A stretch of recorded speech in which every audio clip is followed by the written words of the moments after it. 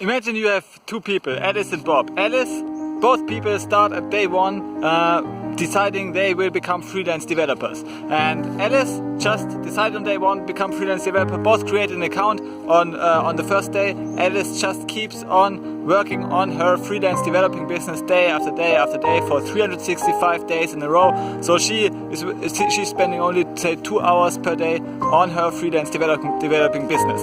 Now Bob, on the other hand, Bob also starts working on freelance developing business. The first week he's very encouraged, so very motivated, and he creates a freelancing account, like applies for many gigs at the same time. And after 2 weeks he didn't see any results. Alice too. Alice doesn't see any results. But she keeps pushing. But Bob, after 2 or 3 weeks, he's very discouraged and he throws in the towel, concludes that freelancing is nothing for him. He will never become a successful freelancer, and also, by the way, freelancing is just a fad. So he throws in the towel and tries the next thing. So next time Bob, like in the 3 weeks that follow, the first 3 weeks, he tries passive income, business, writing his own ebook.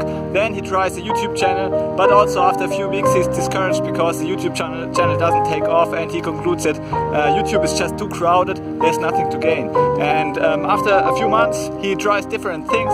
So he tries a supplement company, he tries network marketing company. Then after a year he's very discouraged, goes back to his job.